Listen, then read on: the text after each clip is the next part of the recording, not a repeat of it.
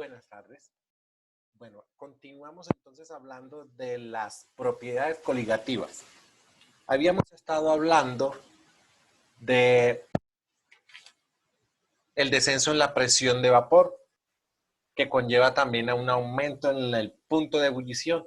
Hoy vamos a hablar un poco sobre el descenso en el punto de congelación, el cual también lo conocemos como descenso crioscópico.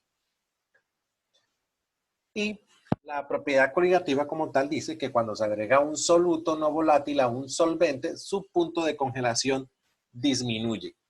Ok, vamos a mirar un poco esta imagen en la que vemos pues una representación de una molécula de agua.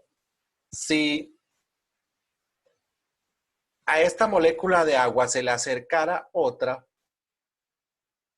y yo empezara a bajar la temperatura, lo que empezaría a ocurrir ahí es una formación de puentes de hidrógeno, la manera en la que el agua se congela. La formación de los puentes de hidrógeno es exotérmica. O sea, el agua libera calor para formar esos puentes de hidrógeno. Cuanto más calor libere, pues obviamente va a estar más congelada. Ahora, planteémonos pues que nosotros al agua, como en esta representación que yo tengo acá, le he agregado sal. Si yo al agua le agrego sal y se acerca otra molécula de agua y yo bajo la temperatura, observen que tenemos unas moléculas aquí haciendo un impedimento espacial para que este puente de hidrógeno se forme. Entonces, ¿qué se requerirá? El agua para poder formar ese puente de hidrógeno necesita saltarse ese espacio que se le está interponiendo ahí. Para poderse saltar ese espacio, para poder vencer ese impedimento que le han puesto, pues requiere, obviamente, el liberar más energía. Por lo cual, a mí me va a tocar bajar muchísimo más la temperatura para poder congelar el agua.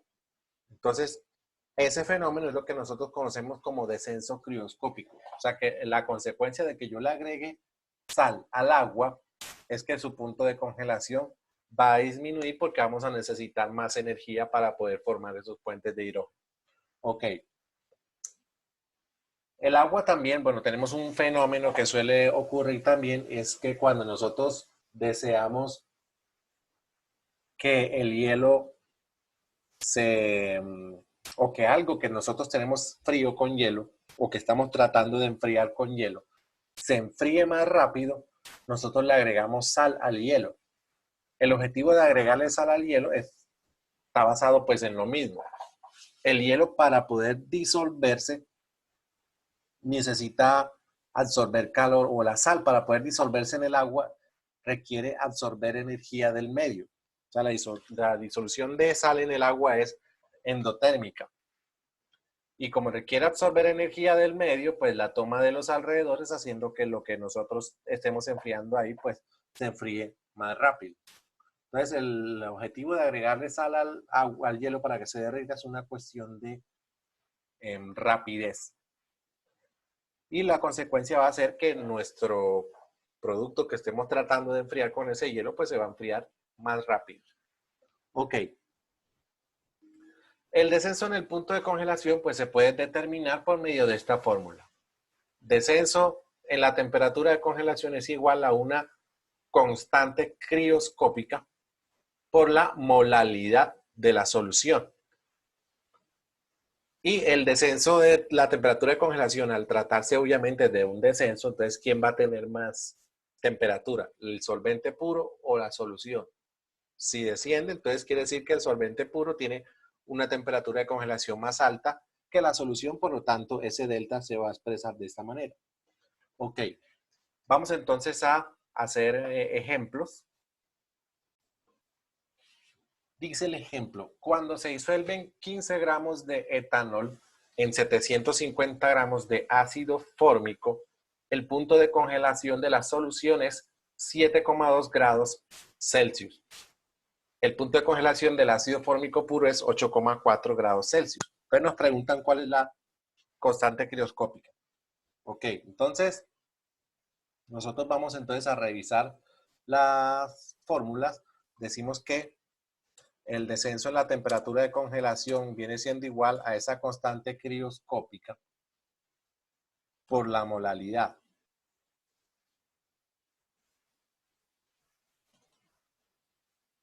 Ok, entonces lo que tenemos que buscar aquí es, bueno, el descenso en la temperatura de congelación nosotros lo podemos obtener acá, sabiendo que el punto de congelación del ácido fórmico es este y que el de la solución es este, ya podríamos tener ese descenso en la temperatura de congelación. Y podemos hallar la molalidad a partir de estos datos que nos han dado aquí. Entonces, 15 gramos de etanol, 750 gramos de ácido fórmico. Recordemos cómo es la fórmula de molalidad. Molalidad es igual a las moles del soluto, ¿cierto? Sobre los kilogramos del solvente. ¿Ok? Entonces, hallemos esas moles del soluto. Pasemos 15 gramos de etanol a moles. Entonces, 15 gramos de etanol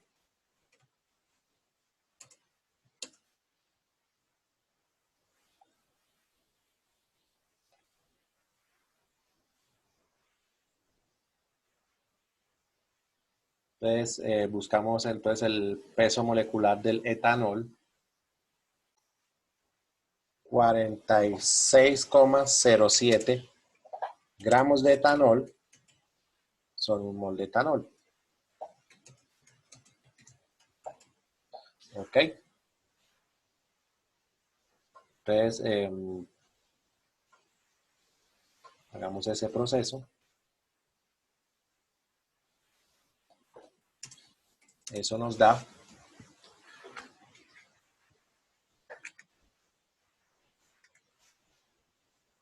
0,32 moles de etanol. Listo. Vamos a determinar ahora los kilogramos del solvente que es ácido fórmico. 750 gramos de ácido fórmico pues es lo mismo que 0,75 kilogramos. Listo, entonces vamos a hacerlo de una aquí. Eso es igual a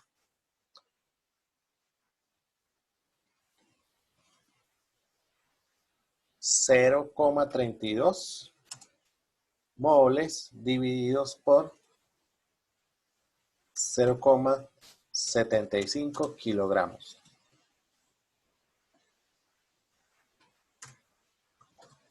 Y eso nos da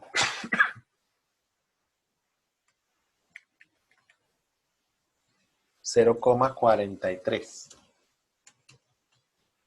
¿Ok? Molal. La molalidad, pues obviamente se determina en moles sobre kilogramo. Ok. Ahora vamos a determinar ese descenso en la temperatura de congelación. Entonces, el descenso en la temperatura de congelación viene siendo la temperatura de congelación del solvente solo menos la temperatura de congelación de la solución. Entonces, ese delta de T congelación es igual a la temperatura de congelación del solvente, o sea, 8,4 grados Celsius, menos 7,2 grados Celsius. Y eso nos da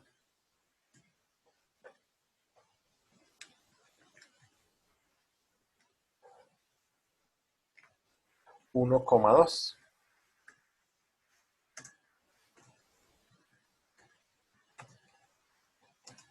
Listo. Determinemos entonces el valor de esa constante crioscópica. Por lo tanto, esa constante crioscópica, vamos a despejándola de ahí. La constante crioscópica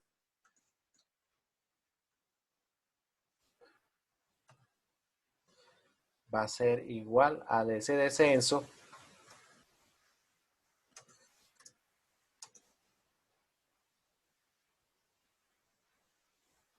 al delta de T congelación sobre la molalidad.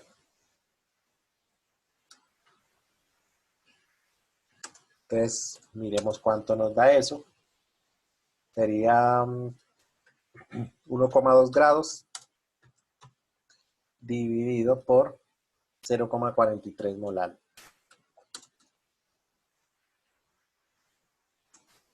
Y con eso tenemos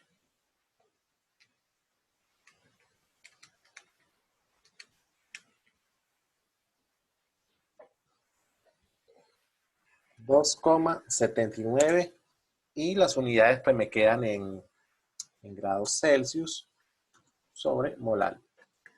¿Ok? Estas vienen siendo entonces las unidades de la constante crioscópica, que también son parecidas a las de la constante ebullioscópica, que nosotros la miramos en la clase anterior. Las constantes crioscópicas, como yo les había comentado anteriormente sobre las ebullioscópicas, son características de los solventes y las podemos encontrar en tablas para toda una gran cantidad de solventes. Ya son datos que están preestablecidos. Ok, entonces vamos a mirar entonces la cuarta propiedad coligativa. Bueno, para hablar de la siguiente propiedad coligativa, que es la presión osmótica, vamos a mirar un poco este dibujo que tenemos nosotros aquí. Tenemos un recipiente, supongamos un beaker. Tenemos un cilindro de agua con este mismo solvente, pues, dentro y fuera. Pero en la parte interior de ese cilindro tenemos un soluto. Bueno, en el ejercicio o en este dibujo que nosotros tenemos acá, están poniendo un ejemplo con unas proteínas. Yo les voy a poner un ejemplo con sal, cloruro de sodio, como para entender un poco más fácil. Sabemos mucho que el cloruro de sodio es bastante soluble con el agua. Son dos cosas muy afines el cloruro de sodio con el agua. Ok. Dentro hay una solución muy concentrada de cloruro de sodio, inicialmente. O sea, obsérvenla aquí. En la parte de abajo,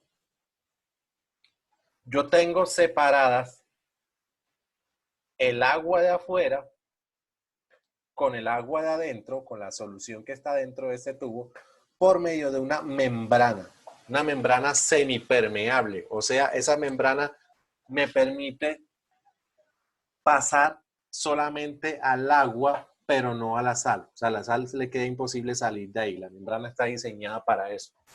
Ok. Si yo hago este experimento,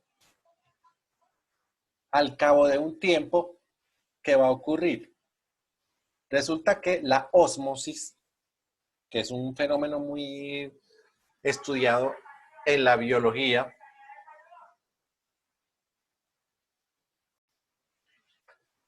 es el proceso de traspaso de sustancias a través de una membrana semipermeable. Eso es lo que significa ósmosis.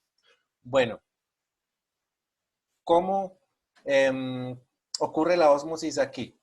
Resulta que afuera hay una agua pura y dentro hay una solución concentrada de cloruro de sodio. La que está afuera le llamamos hipotónica y la que está dentro le llamamos hipertónica.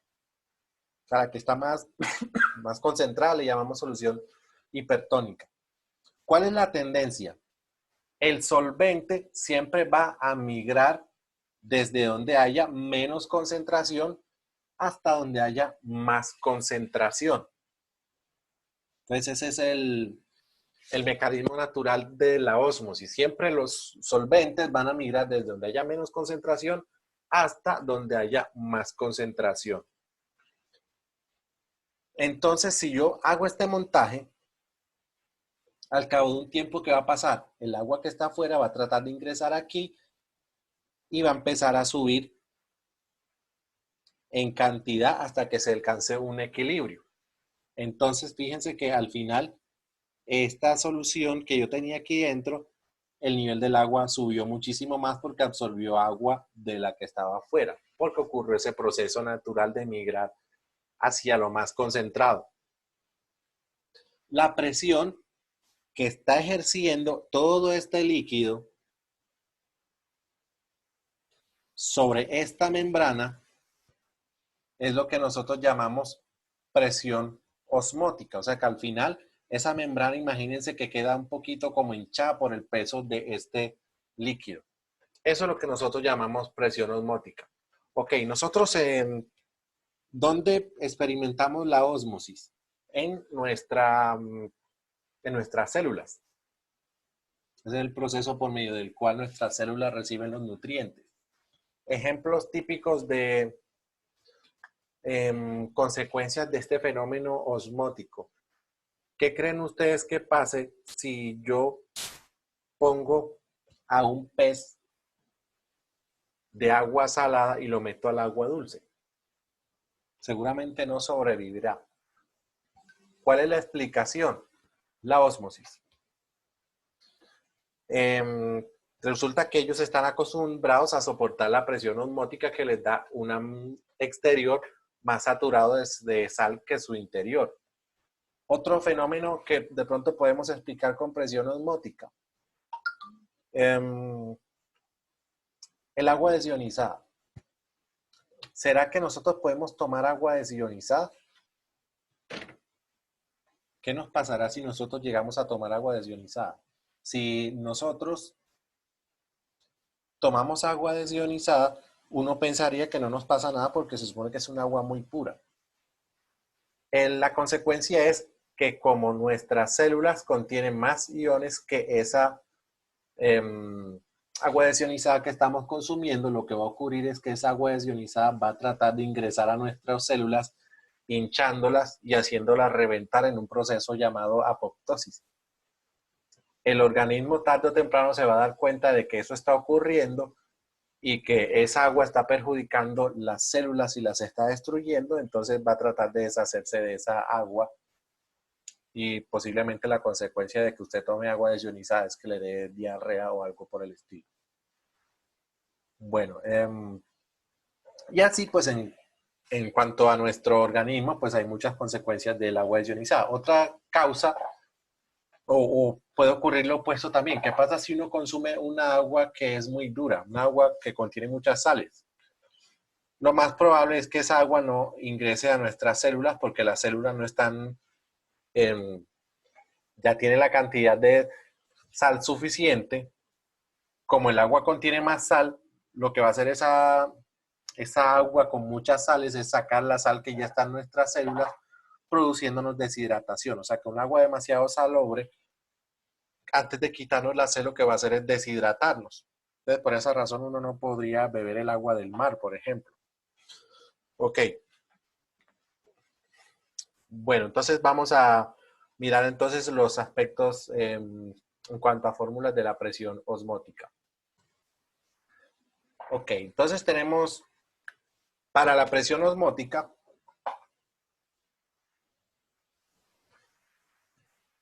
que, aquí una letra, tenemos que pi es igual, o más bien pi por B es igual a nRT.